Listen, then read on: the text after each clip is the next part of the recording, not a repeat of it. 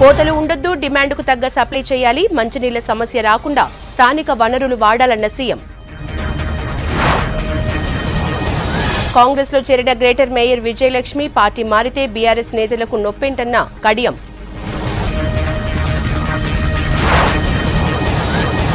కాళ్లు పట్టుకున్న ఏలేటి నాపై మాట్లాడుతున్నాడన్న కోమటిరెడ్డి, మాది ప్రజా సర్కార్, టచ్ చేస్తే తెలుస్తుందన్న పొన్నం. బీజేపీని టచ్ చేస్తే సర్కారు కూలుతుందన్న ఏలేటి, జీవన్ రెడ్డి రోహింగ్యాల అభ్యర్థి అన్న అరవింద్.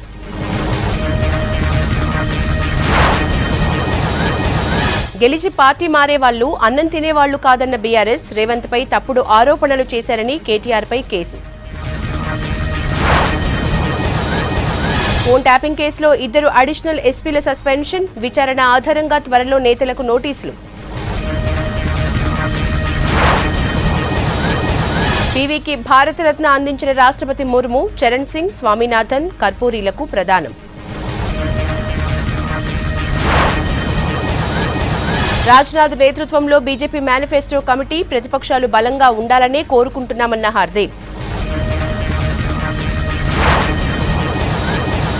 ఐటీ నోటీసులపై దేశవ్యాప్తంగా కాంగ్రెస్ నిరసనలు, మోదీ సర్కార్ స్పెక్ట్రమ్ పాలసీ భారీ స్కామ్ అన్న ప్రియాంక. ఆప్ మంత్రి కైలాష్ గెహ్లత్తో విచారించిన ఈడీ, అక్రమ కేసులపై రేపు ఇండియా కూటమి మహాధర్నా.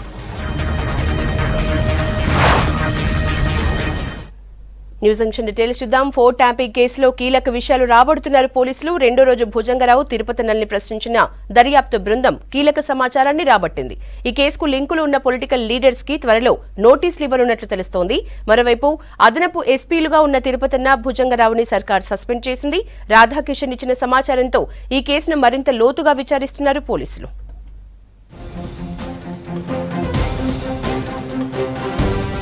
రాష్ట్రంలో సంచలనం సృష్టించిన ఫోన్ ట్యాపింగ్ వ్యవహారంలో అదనపు ఎస్పీలు భుజంగరావు, తిరుపతన్నను రెండో రోజు దర్యాప్తు బృందం సుదీర్ఘంగా విచారించింది. వీరి స్టేట్మెంట్ కీలకంగా మారడంతో పాటు మరిన్ని అరెస్టులు జరిగే ఛాన్స్ ఉందని తెలుస్తోంది. త్వరలో రాజకీయ నేతలకు కూడా నోటీసులు ఇవ్వనున్నట్లు తెలుస్తోంది. రాధాకిషన్ ఇచ్చిన సమాచారం ఆధారంగా ఇద్దరిని ప్రశ్నించారు. ఎస్ఐబి మాజీ చీఫ్ ప్రభాకర్ రావు, ప్రణీత్తో పాటు భుజంగరావు, తిరుపతన్న చేసిన వ్యవహారంపై ఆరా తీశారు. వీరంతా పలువురు ప్రముఖుల ఫోన్లపై నిఘా పెట్టినట్లు పోలీసులు గుర్తించారు.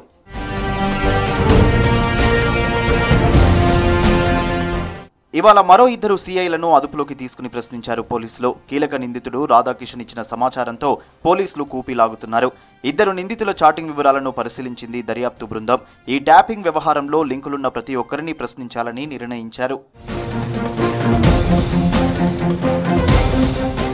ఫోన్ ట్యాపింగ్ కేసులో కీలకంగా వ్యవహరించిన అదనపు ఎస్పీలను సస్పెండ్ చేసింది ప్రభుత్వం. ఈ మేరకు డీజీపీ ఉత్తర్వులు జారీ చేశారు. తిరుపతన్న, భుజంగరావు 48 గంటల పాటు పోలీసుల అదుపులో ఉండటంతో వారిద్దరినీ సస్పెండ్ చేస్తూ డీజీపీ రవిగుప్తా ఉత్తర్వులు జారీ చేశారు.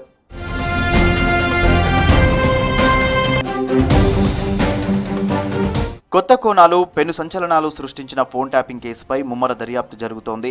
దొరికిన ఏ ఒక్క ఆధారాన్ని వదిలిపెట్టకుండా విచారణ కొనసాగిస్తున్నారు.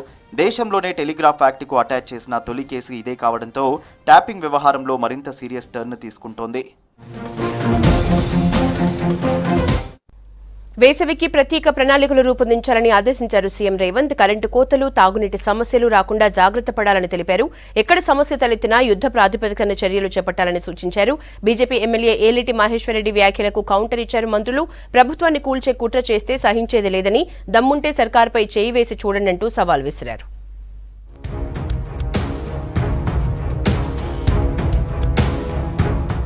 రాష్ట్రంలో కరెంటు కోతలు, నీటి సమస్యలు రాకుండా పగడ్బందీ చర్యలు తీసుకోవాలని అధికారుల్ని సీఎం రేవంత్ ఆదేశించారు.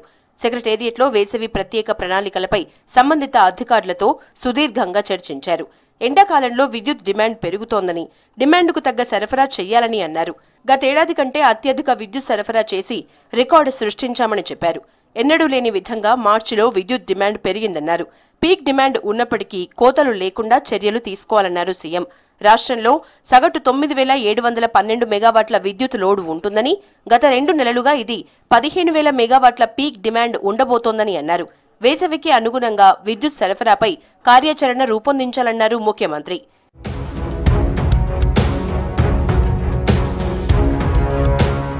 ఇటు తాగునీటి సమస్యపై రివ్యూ చేసిన సీఎం రేవంత్ యుద్ధ ప్రాతిపదికన చర్యలు చేపట్టాలని డిమాండ్ చేశారు. ఏప్రిల్, మే, జూన్ వరకు స్థానికంగా ఉన్న నీటి వనరుల్ని ఉపయోగించాలని ఆదేశించారు. బోర్వెల్స్, బావులన్నీ తాగునీటి అవసరాలకు వాడాలన్నారు. సమస్య ఉన్న చోట యుద్ధ ప్రాతిపదికన చర్యలు తీసుకోవాలని కలెక్టర్లకు సీఎం ఆదేశించారు. వేసవి కోసం ప్రత్యేకంగా గ్రామాల వారీగా డ్రింకింగ్ వాటర్ యాక్షన్ ప్లాన్ తయారు చేసుకోవాలని చెప్పారు. మున్సిపాలిటీ, కార్పొరేషన్ల పరిధిలో తాగునీటి కోసం వాటర్ ట్యాంకర్లను సిద్ధంగా ఉంచాలని సూచించారు.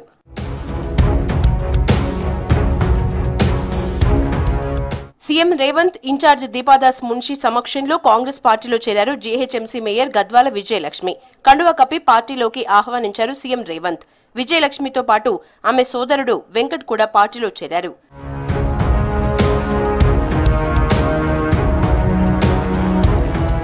మేయర్ గద్వాల విజయలక్ష్మి ఇంట్లో ఏర్పాటు చేసిన ఇఫ్తార్ విందుకు సీఎం రేవంత్ హాజరయ్యారు. ఈ కార్యక్రమంలో మంత్రి పొన్నం ప్రభాకర్, వివేక్, ఎంపీలు రేణుకా చౌదరి, అనిల్ కుమార్ యాదవ్ పాల్గొన్నారు. ఈ సందర్భంగా ముస్లిం సోదరులకు సీఎం రేవంత్ శుభాకాంక్షలు తెలిపారు.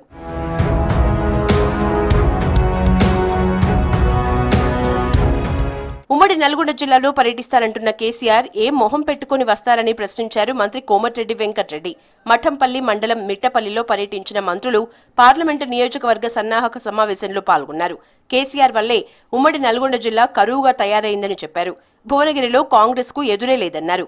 తమ ఫోకస్ అంతా గెలుపుపై కాదని మెజారిటీపైనే ఉంటుందని అన్నారు. నల్గొండలో అత్యధిక మెజారిటీ రాబోతోందన్నారు మరో మంత్రి తుమ్మల. 5 ఏళ్లలో ఉమ్మడి నల్గొండ జిల్లాను అన్ని రంగాల్లో అభివృద్ధి చేస్తామన్నారు ఉత్తమ్ కుమార్ రెడ్డి. కార్యకర్తల కష్టం వల్లే నేడు కాంగ్రెస్ అధికారంలోకి వచ్చిందన్నారు ఇన్ఛార్జ్ దీపాదాస్ మున్షి. భూమి కనబట, రాళ్ళు కనబట, చెరువులు కనబట కబ్జా చేసే నాయకుడు ఆయన ఒక జాతీయ పార్టీ అభ్యర్థి. ఇంకో టీఆర్ఎస్ అభ్యర్థి కూడా నాకే తెలియదు ఆయన. అందుకనే మీ అందరికి కూడా చెప్తున్నా, ఇవాళ పోటీ ఎవరికంటే పనిచేసే ప్రభుత్వం మనది. 10 సంవత్సరాలు పని ఎక్కొట్టి పాములలో పండుకున్న మధ్యలో జరిగే పోటీ ఇది. ఈ పోటీలో కేసీఆర్ బుద్ధి చెప్పాలి. నరేంద్ర మోదీ బీజేపీ ప్రభుత్వం అన్ని విధాలుగా మోసం చేసింది. నేను పార్లమెంట్ సభ్యుడిగా మనం చేస్తున్నా. 2016లో, 2017లో, 2018లో, 2019లో, 2020లో కేంద్రంలో ఉన్న బీజేపీ ప్రభుత్వం రైతుల ఆదాయం రెట్టింపు చేస్తామని చెప్పి పార్లమెంట్ లో హామీ ఇచ్చారు. 2022లో కూడా రైతుల ఆదాయం రెట్టింపు చేస్తామని చెప్పారు. రెట్టింపు చేయకపోగా రైతుల ఆదాయం నరేంద్ర మోదీ కేసీఆర్ సమయంలో సగానికి పడిపోయింది. आप नालगोंडा को हमेशा कांग्रेस के बहुत मजबूत भीम दिया है, बहुत मजबूती से आप लोग रक्षा किया है. आप लोगों के बिना तेलंगाना में कांग्रेस सरकार नहीं बन सकती थी. आप लोग बहुत मदद किए, दुआ किए, आशीर्वाद दिए, खून पसीना लेकर लड़े, इतना लड़ाई लड़े, तभी आज तेलंगाना में सरकार बनी कांग्रेस.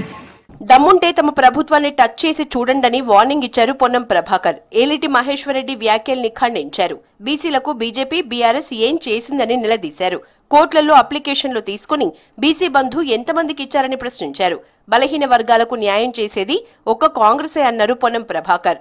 ఆ పని చేయడానికి మా శాఖ, నేను, మా ప్రభుత్వం, మా ముఖ్యమంత్రి రేవంత్ రెడ్డి గారు, మా మంత్రివర్గం అంతా కూడా సిద్ధంగా ఉంది అనే మాట ఈ సందర్భంగా యావత్ తెలంగాణ రాష్ట్ర బీసీ వర్గాలకు చెప్తా ఉన్నాం. ఇలా అని నిన్నటి దాకా చాలా మంది నాయకులు వాడినరు. ఇవాళ కొత్తగా వీళ్ళ గానం శురువైంది. రాని చూద్దాం. కాంగ్రెస్ టచ్ చేసి చూడమని ప్రజలతో ఎన్నికబడ్డ ప్రజాపాలన, ఎన్నికై 100 రోజుల్లోనే అనేక కార్యక్రమాలు తీసుకొని పోతున్న ప్రభుత్వం. ఇబ్రహీంపట్నంలో పర్యటించారు మంత్రి శ్రీధర్ బాబు. రంగారెడ్డి జిల్లా ఇబ్రహీంపట్నం పెద్ద చెరువు సమీపంలో 108 అడుగుల పంచముఖ ఆంజనేయ స్వామి విగ్రహ నిర్మాణానికి శంకుస్థాపన చేశారు. ఈ కార్యక్రమంలో హంపి పీఠాధిపతి విద్యారణ్య భారతి పాల్గొన్నారు. తెలంగాణలో తొలి ఎత్తైన పంచముఖ హనుమాన్ విగ్రహం స్థాపించడం శుభ పరిణామమన్నారు శ్రీధర్ బాబు. విగ్రహ నిర్మాణాన్ని వీలైనంత త్వరగా ప్రారంభిస్తామని చెప్పారు.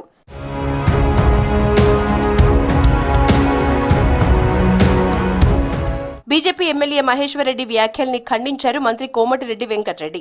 కాంగ్రెస్ లో చేరేందుకు తన సహాయం కోరిన ఏలేటి ఇవాళ తనను విమర్శించడం విడ్డూరమన్నారు. మహేశ్వరరెడ్డి ఓ రాజకీయ జోకర్ అంటూ ఫైర్ అయ్యారు. 5 ఏళ్లకోసారి పార్టీ మారే ఏలేటికి తనను విమర్శించే నైతిక హక్కు లేదన్నారు. రాష్ట్రంలో జరగనున్న పార్లమెంట్ ఎన్నికల్లో మెజారిటీ సీట్లు సాధించేందుకు బీజేపీ అధినాయకత్వం దృష్టి సారించింది. తెలంగాణకు వచ్చిన పార్టీ అగ్రనాయకులు గెలుపే లక్ష్యంగా సమీక్షలు నిర్వహిస్తున్నారు. కేంద్రం అమలు చేస్తున్న సంక్షేమ పథకాలను వివరిస్తూ ఓటర్లను ఆకట్టుకునేందుకు ప్లాన్ చేస్తున్నారు బీజేపీ నాయకులు.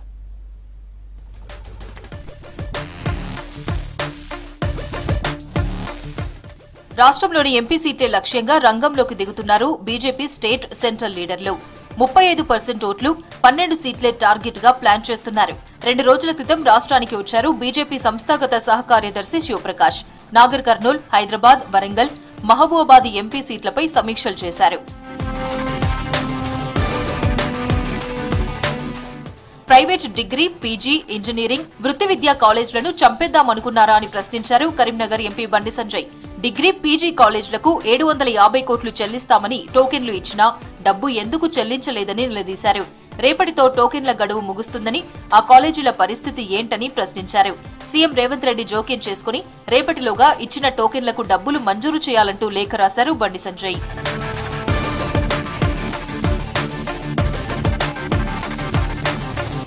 నిజామాబాద్ కాంగ్రెస్ ఎంపీ అభ్యర్థి జీవన్ రెడ్డిపై హాట్ కామెంట్స్ చేశారు బీజేపీ ఎంపీ అభ్యర్థి అరవింద్.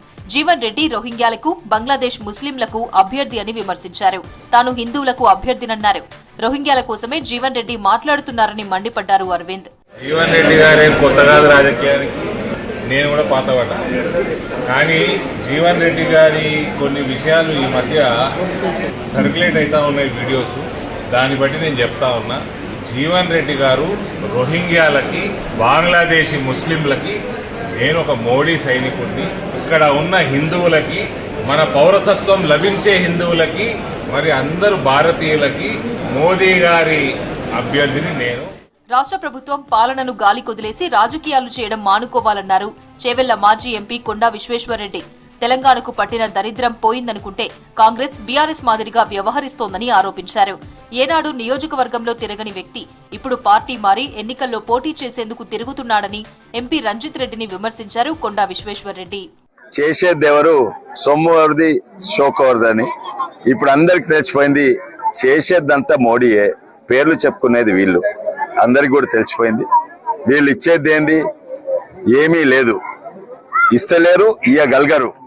ఫోన్ ట్యాపింగ్ తో కొంపలు తగలబెట్టడం మాజీ మంత్రి హరీష్ రావుకు అలవాటేనన్నారు మెదక్ బీజేపీ ఎంపీ అభ్యర్థి రఘునందన్ రావు. బీఆర్ఎస్ ను గుంజుకునేందుకు హరీష్ కుట్ర చేస్తున్నారని ఆరోపించారు. రాష్ట్ర ప్రభుత్వం అప్పులు తెచ్చి ఉద్యోగులకు జీతాలు చెల్లిస్తోందని విమర్శించారు. మూడోసారి మోదీ ప్రధాని కావడం ఖాయమన్నారు రఘునందన్.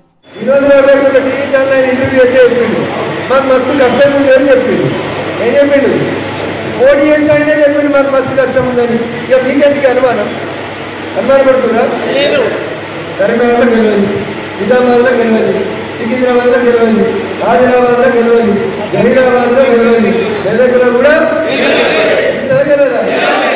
ఫోన్ ట్యాపింగ్ పై సీఎం రేవంత్ రెడ్డికి చిత్తశుద్ది ఉంటే 3 రోజుల్లో రిటైర్డ్ డీజీపీ మహేందర్ రెడ్డితో విచారణ చేయించాలన్నారు బీజేపీ నేత ఎన్వీఎస్ఎస్ ప్రభాకర్.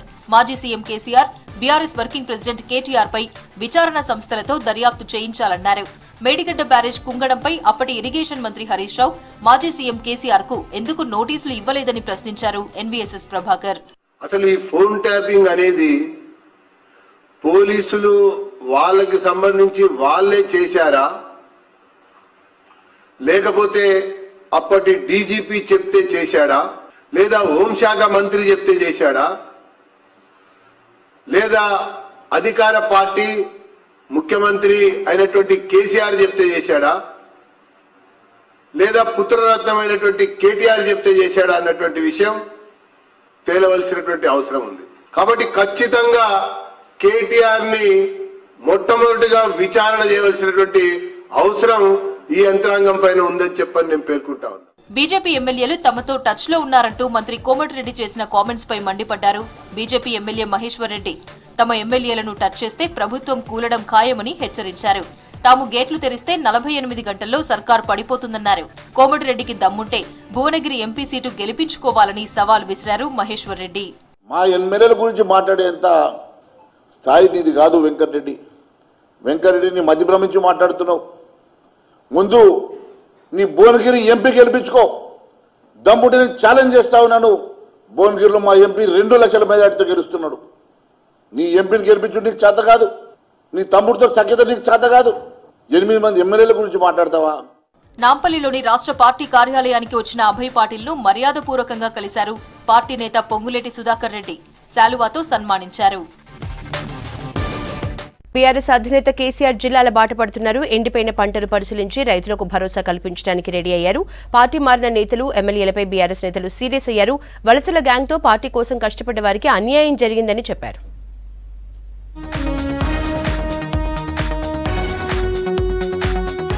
జిల్లాల పర్యటనకు మాజీ ముఖ్యమంత్రి బీఆర్ఎస్ అధినేత కేసీఆర్ సిద్ధమయ్యారు. ఎండిపోయిన పంటలను పరిశీలించనున్నారు. కేసీఆర్ పర్యటనకు సంబంధించి షెడ్యూల్ రిలీజ్ అయింది. రేపు జనగామ జిల్లా దేవరుప్పుల మండలం దరావత్ తండాలో ఎండిపోయిన పంటలను పరిశీలించనున్నారు కేసీఆర్. ఆ తర్వాత సూర్యాపేట జిల్లాలో పర్యటిస్తారు. అరవపల్లి, తుంగతుర్తి మండలాల్లో ఎండిన పంట పొలాలను పరిశీలించనున్నారు. ఆ తర్వాత కేసీఆర్ ఎర్రవల్లి ఫామ్ హౌస్ కు వెళ్తారని చెప్పారు బీఆర్ఎస్ నేతలు.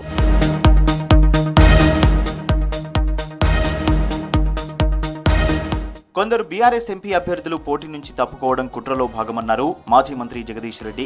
రాష్ట్రంలో ఎంపీ ఎన్నికల్లో ఘన విజయం సాధిస్తానన్నారు. ఫోన్ ట్యాపింగ్ అనేది బోగస్ అని, ఎవరి దగ్గర ఎలాంటి ఆధారాలు లేవని చెప్పారు. కొంతమంది ద్రోహపూరితంగా అధికారానికి లొంగిపోయో, వాళ్ళు భయపెట్టించే బెదిరింపులకు లొంగిపోయో, స్వార్థం కొరకు, అతి స్వార్థం కొరకు పార్టీని మారింది తప్ప మేము సీట్ ఇచ్చిన వాళ్ళు మేము పోటీ చేయమని పక్క చెప్పుకున్న వాళ్ళు ఎవరు లేరు.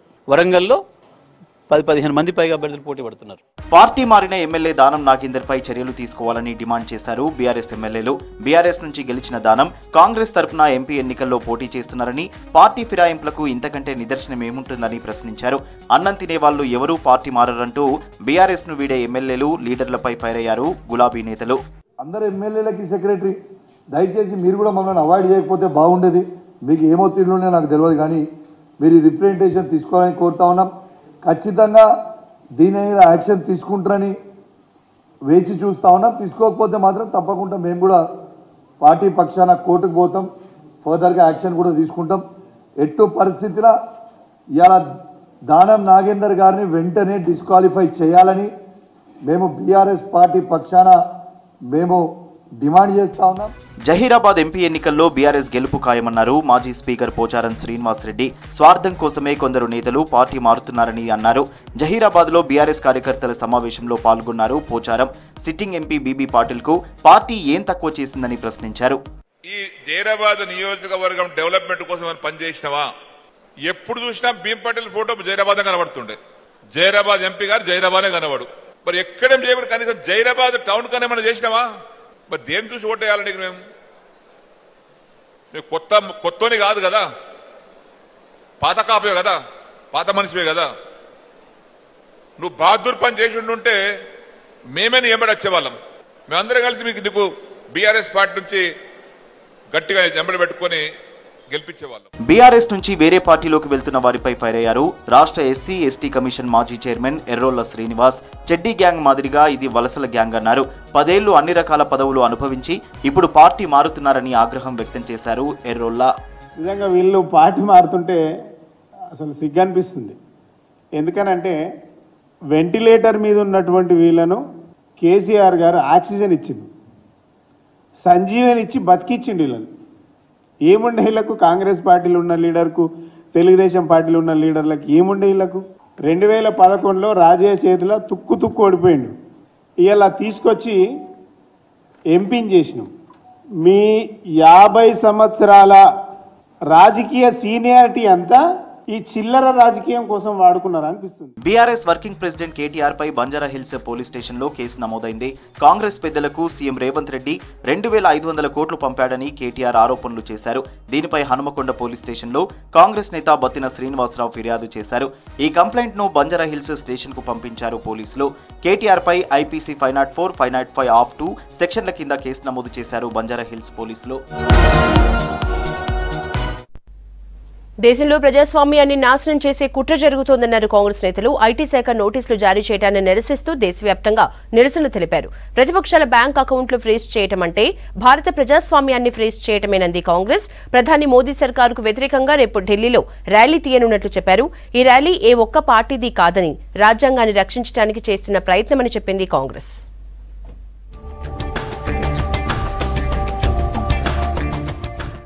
కాంగ్రెస్ పార్టీకి ఐటీ శాఖ నోటీసులు జారీ చేయడాన్ని నిరసిస్తూ ఆ పార్టీ శ్రేణులు దేశవ్యాప్తంగా నిరసన తెలిపాయి. ఎన్డీఏ ప్రభుత్వ విధానాలను వ్యతిరేకిస్తూ పెద్ద ఎత్తున నినాదాలు చేశారు. మోదీ సర్కార్ రాజ్యాంగ సంస్థలను ప్రతిపక్షాలపై ఎగదోస్తోందని విమర్శించారు. ఢిల్లీ, హర్యానా, రాజస్థాన్, యూపీ, కేరళ సహా పలు రాష్ట్రాల్లో కాంగ్రెస్ నేతలు ఆందోళనలో పాల్గొన్నారు. ఐటీ శాఖ పంపిన 1800 కోట్ల రూపాయల ట్యాక్స్ నోటీస్ వెంటనే వెనక్కి తీసుకోవాలని డిమాండ్ చేశారు. ఎన్నికల ముందు ప్రధాన ప్రతిపక్షాన్ని ఆర్థికంగా కుంగదీసే ప్రయత్నం జరుగుతోందన్నారు. కాంగ్రెస్ బ్యాంక్ అకౌంట్లు ఫ్రీజ్ చేయడం అంటే భారత ప్రజాస్వామ్యాన్ని ఫ్రీజ్ చేయడమేనన్నారు కాంగ్రెస్ నేతలు.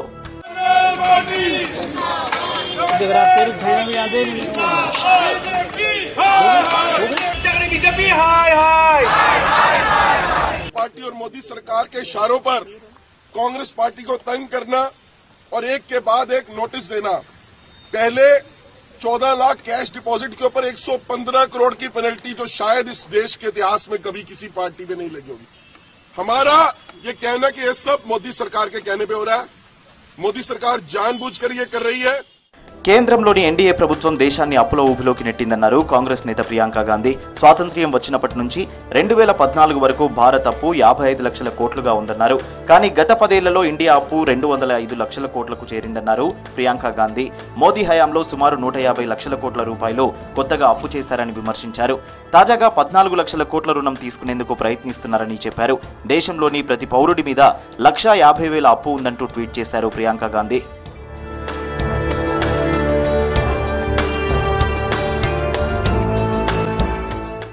ఎన్డీఏ పాలనలో రాజకీయ వేధింపులు పెరిగాయన్నారు కాంగ్రెస్ నేత పవన్ ఖేరా. బీజేపీలో చేరిన వారిపై ఎలాంటి అవినీతి కేసులు ఉండవన్నారు. బీజేపీది వాషింగ్ మిషన్ పాలసీ అని ఎద్దేవా చేశారు. ప్రతిపక్షంలోని నాయకులపై మాత్రమే అవినీతి ఆరోపణలు ఉంటాయన్నారు పవన్ ఖేరా. కానీ అదే నాయకులు కాషాయ కండువా కప్పుకుంటే నిజాయితీ పరులుగా మారుతారన్నారు పవన్ ఖేరా. ఇవి news junction updates. Stay tuned to V6 news as it